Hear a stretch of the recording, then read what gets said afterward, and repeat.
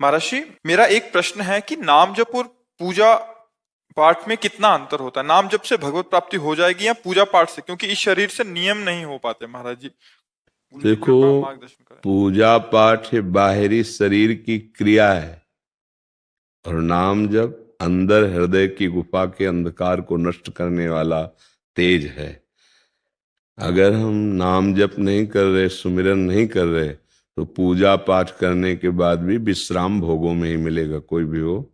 इसे लिख लो, अपने दिमाग में बैठा लो।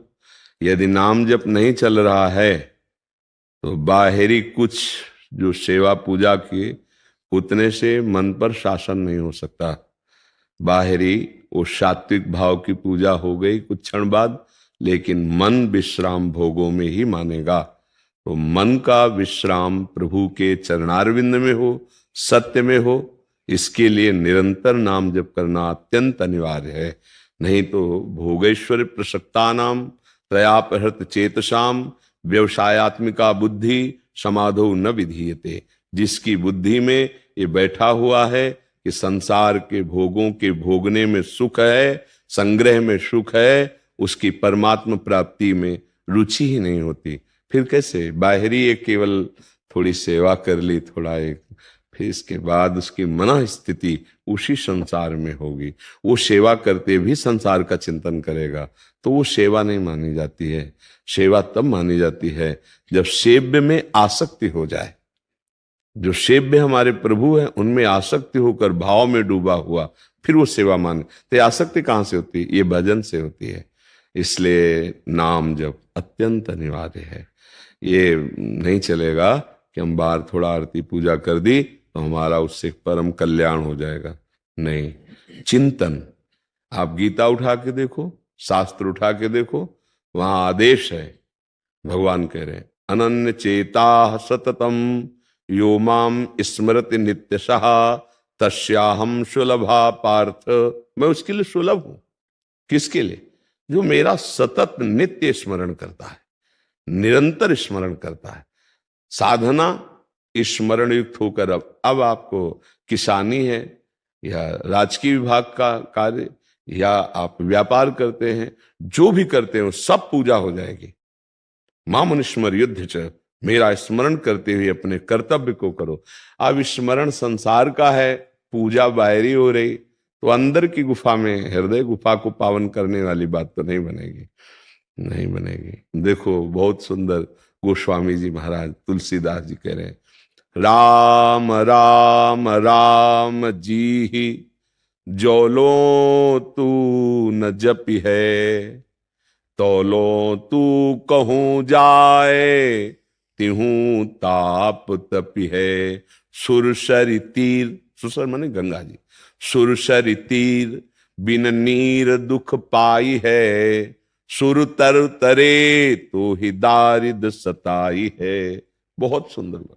जब तक तुम जिह्वा से राम राम राम राम, राधा राधा राधा राधा राधा, ये धीरे धीरे कंठ में उतरेगा, कंठ से हृदय में उतरेगा, महामंगल कर देगा। अगर ये नहीं है ना भजन, तो छूटिबे के जतन विशेष बांधे जाएगो, हुए है विष भोजन जो सुधा सान खाएगो। राम राम राम जी जोलो तू न जपि है, तौलो तू कहूं जाए तिहूं ताप तपि है। बहुत शास्त्र सम्मत शोधी हुई बात है। ये कलिकाल मलायतन मन कर देख विचार, श्री रघुनाथ नाम बिन नाही नान आधार। अंदर का चिंतन बदले सो साधना। बाहरी क्रियाएं, बाहरी क्रियाएं आरती पूजा, इसके बाद मनमानी आचरण कुछ नहीं हाथ लगेगा। ये भगवान कपिल देव जी माता देवहूति जी से कहते हैं, पढ़ के देख लेना, जो मेरे अर्चा विग्रह के अच्छे अच्छे पदार्थों से पूजा करता है पर बाहर राग द्वेष, और तो मैं सबके हृदय मंदिर में विराजमान हूं, फिर उसकी पूजा ऐसी हो गई जैसे राख में किया हुआ हवन, बाहर राग द्वेष कर रहा है, वो पूजा, पूजा का तात्पर्य है अंदर का चिंतन सुधरना चाहिए। नाम जप कर रहे हैं, भगवान के आदेश का पालन करते हुए कर्तव्य पालन कर रहे हैं, बड़ा मंगलमय जीवन। आज यही हमारी कमी होती जा रही है। हम बाहरी बातों पर विशेष महत्व देते हैं, आंतरिक गड़बड़ी पर ध्यान नहीं देते हैं। यहाँ की गड़बड़ी सुधर जाए तो बाहर महापुरुषों को देखा गया है, वो अपने कर्म में लगे हुए हैं, उस कर्म को इतना महामहिमाशाली कि आश्चर्य हुआ, बड़े बड़े योगियों को आश्चर्यचकित कर दिया कठोता के पानी ने। महामहिम पूज्य श्री जो रैदास जी महाराज थे, नाम जब चल रहा है, जो कर्म कर रहे हैं ना, वो महान पूजा होती चली जा रही। नाम जप का बहुत बड़ा चमत्कार देखा गया। यदि नाम जप नहीं, भजन नहीं है, तो बाहरी क्रियाएं, हमें लगता है अगर अंदर से आपका चिंतन ठीक नहीं हुआ तो बाहरी कुछ भी करें उससे कोई फर्क मन पर नहीं पड़ता। मन बहुत बलवान और बहुत चंचल और बहुत हठी स्वभाव का है। अगर उसके वश में हम सदैव बने रहे तो पापाचरण रुकेगा ही नहीं। और मन को वश में किए बिना कोई आध्यात्मिक हो ही नहीं सकता। तो मन को वश में करने के लिए, आध्यात्मिक पावर जागृत करने के लिए प्रभु का नाम है। गुरुदेव ने जो नाम दिया है, मंत्र दिया है, उसका सतत स्मरण, मंत्राकार वृत्ति, नामाकार वृत्ति, तब उसके अंदर वो पावर आता है जिस पावर से वो काम, क्रोध, लोभ, मोह, मद, मत्सर, मृत्यु सब पर विजय प्राप्त करके परमानंद में हो जाता है। पायो परम विश्राम, राम समान प्रभु नाहि कहो, जाकी कृपा लवलेश ते मतिमंद तुलसीदास हो, पायो परम विश्राम। परम विश्राम भगवत स्मरण। सेवा बहुत सुंदर है, पर साथ में नाम जप, नाम जप करते हुए, पद गुनगुनाते हुए हम ठाकुर सेवा करें। मन को चांस न दें, नहीं तो बाहरी सेवा करेगा और फिर भागता रहेगा विषयों में, उससे कोई लाभ नहीं मिलेगा। लाभ मिलता है आंतरिक चिंतन। तुम्हारा चिंतन कहाँ था, तभी लाभ मिलेगा। इसलिए बहुत सावधान। बाहरी सेवा के बहाने मन अपनी मनमानी करता रहे तो फिर साधना नहीं बनेगी। इतना आप समझ लो, नाम एक है और सब साधन शून्य है। एक लगा के शून्य रखो तो 10 गुना एक जीरो का पावर बढ़ता चला जाएगा, और एक हटा के शून्य रखो तो शून्य शून्य ही रहेगा। अंदर से नाम चल रहा है, अंक लग गया। अब जो भी साधन करो सब शून्य शून्य शून्य, वो हर शून्य 10 गुना बढ़ता चला जाएगा। एक के बाद शून्य तो 10, फिर एक शून्य तो 100, फिर एक शून्य तो 1000, फिर एक शून्य तो 10,000, बढ़ता चला गया ना।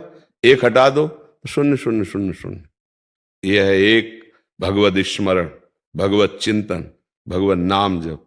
आंतरिक तुम्हारा क्या चल रहा है? अध्यात्म अंतर की बात पर, अध्यात्म आंतरिक लक्षणों पर, अध्यात्म की पूर्णता आंतरिक स्थिति पर। बाय आप क्या करते हैं आप जाने। आपकी आंतरिक चिंतन क्या है, आपकी आंतरिक स्थिति जो अध्यात्म है। हम बाहर से अंदर की तरफ आते हैं, अगर अंदर नहीं, बाहर ही हम बहिर्मुख होकर भटक रहे हैं, वो विश्राम नहीं मिलेगा। ठाकुर जी का श्रृंगार कर रहे हैं तो उसी में डूब रहे हैं हम, उनको भोग लगा रहे तो उसी भाव में डूब रहे हैं। ये भाव कहां से आएगा? भजन से आएगा। भजन नहीं है तो देख लो, जल्दी से बनाओ, देखो ठंडा ना हो जाए, ठाकुर जी को दिखा के ले आओ।